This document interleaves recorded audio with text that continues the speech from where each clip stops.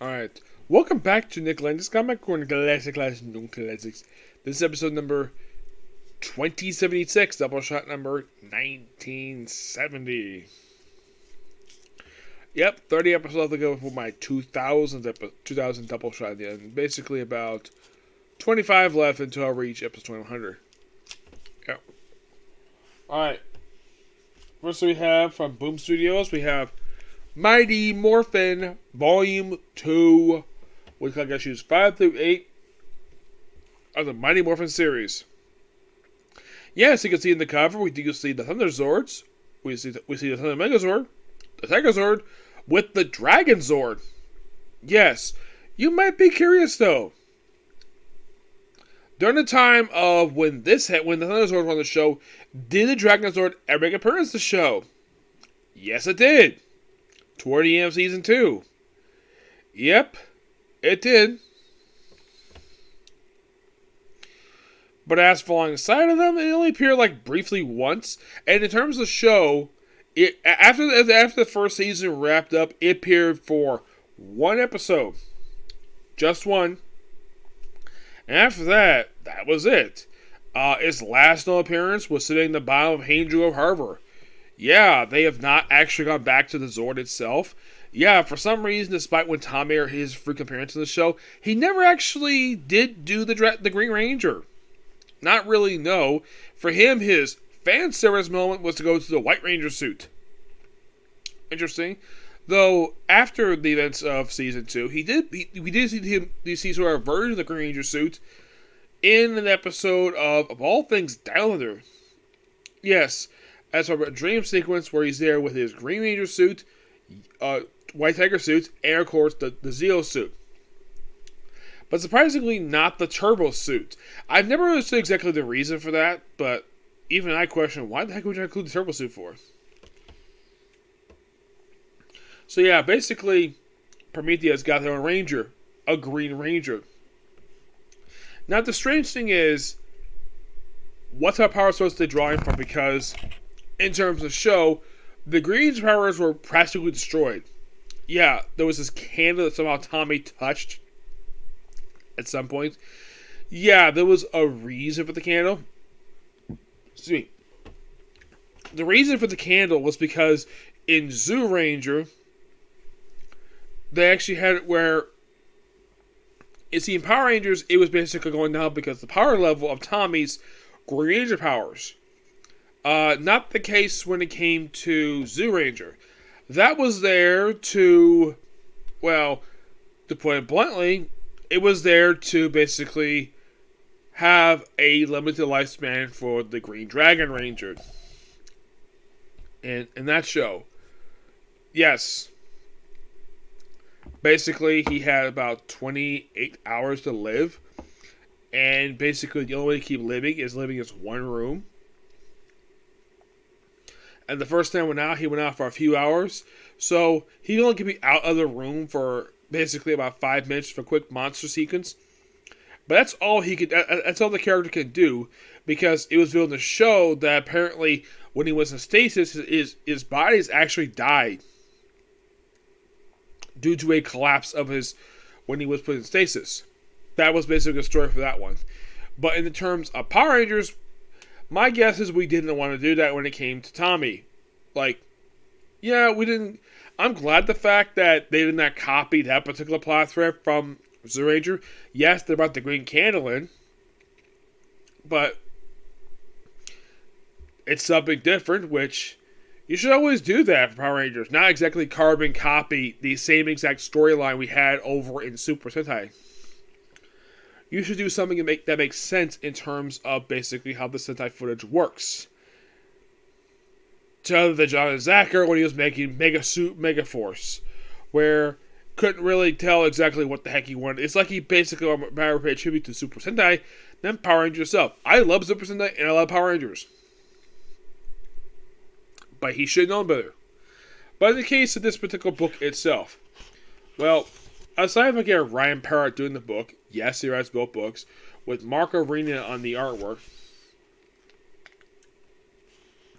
Mostly put what we have in here, we basically kind of have how basically how Matthew Cook became the Green Ranger.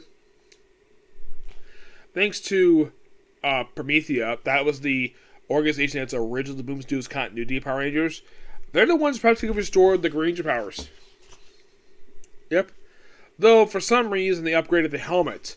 Yeah, I'm not really sure the reason for this. Yeah, well, they upgraded the helmet. It looks like the same exact suit. But the style of it is similar to that of Lord Draken. And, of course, also, he's getting his hands on what appears to be a version of the Zeal Crystal. But, yeah, he actually breaks that crystal. Just really good stuff. You even have him playing the Dragon Flute, which is really good. And you have this gorgeous... I kind of wish this was actually this actually was a full page, not half a page. I blame the artist for this. It's done really well. I love the fact they got this part correct. The problem is with the Dragon Zord. Nothing wrong with how he depicts. That's fine. In my opinion, this should have been a full page, not half the freaking page. So, yeah, the Dragon Zord, he says, oh yeah, you can power it. But here's the weird thing about the Dragon Zord. Tommy only went to the cockpit once, the entire show, once. And the reason for that was because the Ranger in Zyuranger did the same exact thing. Mostly put, this is a Zord control via remote control. Yeah, Tommy would usually, if he enters a cockpit, mostly he's in the main cockpit of the Dino Megazord, which also happened in Zyuranger 2, but that was mainly what he did. As for operating his own Zord cockpit, that didn't happen. It only happened once the entire show. Baits the creatures up, baits the Zords, mostly puts to deal with his little adventures. And him working alongside the Rangers, which is so good.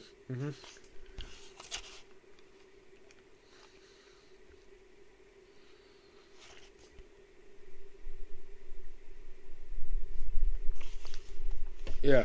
And of course, basically, that they agree to work together. And of course, well,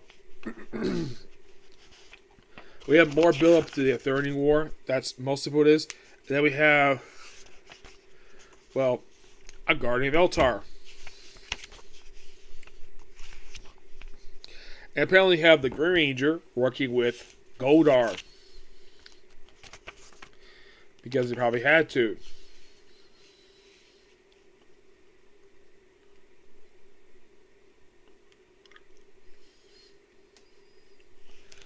Yeah, of course they had. Yeah, here's a little nod to the show itself.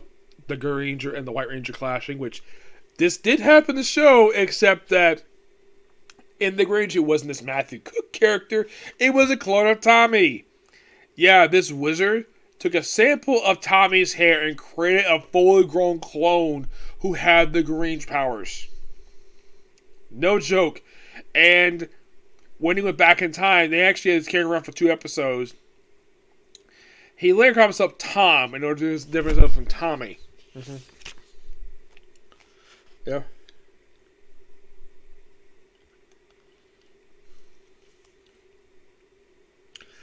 I was about playing a game. And of course, more deal with the Eternian War, the Imperials, which of course is what happened in the Mighty Morphin book. Lots of really good stuff here, but just a damn good book altogether. I give this book roughly a 9.5 out of 10. Plus, love that cover. It's awesome. Alright, now in terms of basically when this comic is set, it's kind of during the second half of season 2 when they replaced the original Raiders. Yeah. But here's the question though when it comes to this particular series. Are we going to get to covering season 3 of the show? Good question. Alright, next up we have is Spawn Origin Collection, Volume 24, which I believe this is the most recent book released. Now, this book covers issues 141 to 146 of Spawn.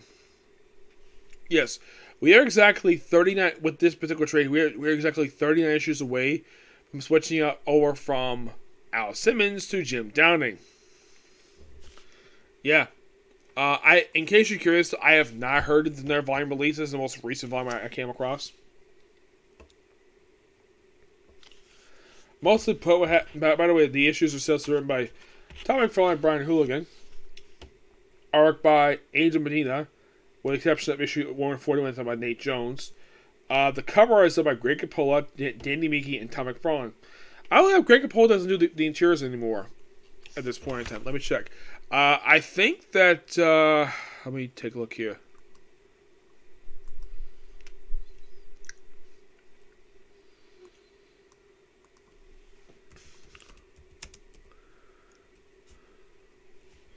Like, when did he stop doing the interiors of this book? That's a good question.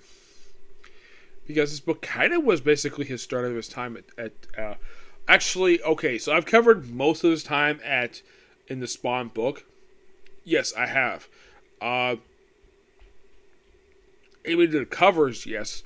The covers for this book, he did, okay, they don't have his list of all the covers here, but for the main interiors, he did basically issues, up to issue 100, which I've covered all those issues. There's still roughly 1, 2, 3, 4, about 5 more issues shockingly left to go for him doing the interiors for Spawn. Yeah. So not much really left to go when it comes to Spawn for basically Greg Capullo. You think, really? Yeah, really. Not much left to go. I pretty much covered almost this entire run of the book. If you're curious to replace the book, Angel Medina basically replaced him as the artist. And for him, I've covered most of his run. I would say I've started to cover his run. This book here is actually getting toward the end of his run. Yes, 141 is actually not done by him. Nope, that was done by a guest artist. That was done by Nate Jones. Yeah. He came on basically when, well, in between basically Angel Medina's issues. Yep. Which, got welcome to change there. Now, this book covers from the time period of December 2004 to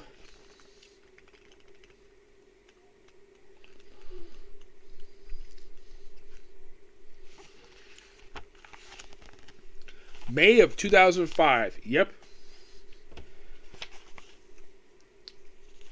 She Spawn. Yep. No, it's not the Scorch. It's a completely different character.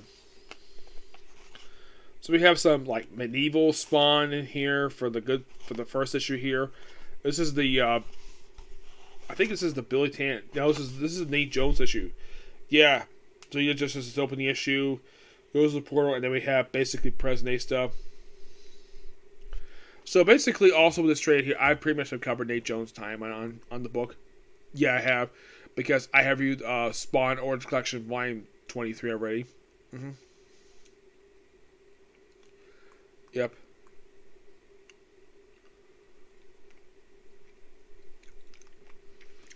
And apparently, Spawn Omega, which I have reviewed, that was the most recent trade released. I basically reviewed for Spawn trades of the most recent stuff. Let's see, 1, 2, 3, 4, 5. I've only reviewed 6 of the most recent trades. Yeah, 6.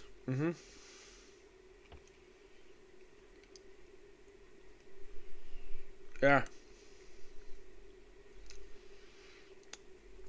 Now, basically, aside from this book here, I still got about 4 more books left to go to basically catch up with this particular series. The most we just mostly do with Al Simmons being in a coma. And you might be curious, does he wake up from this? He does, and deals with whatever threat there is. It's an okay trade. Still got good artwork though. Plus, 2 praise retro on the side. Standard image stuff. Even if we're going to Angel Medina stuff, but this is okay. But not much at home out here when it comes to Spawn. I do think that the first 100 issues are really good, though there's some minor things I didn't like about it. But this is just okay. Yeah. I still got about, for these Origin collections, that have been released so far. I have roughly about, like I said, 4 left. Just 1821. That's it. It might be a bit of time before I order and book this because I'm having some minor difficulties, but I'll probably get my hands on it soon. Yep, but yeah, that's particularly it for the review. Stay tuned for my next review, which is going to be, Chainsaw Man. Yes, I'm so looking forward to this. Plus, well, because also it's the final episode of Season 1. I have not heard about Season 2 yet, but hopefully I get a chance to hear it soon. Okay, next video. Bye.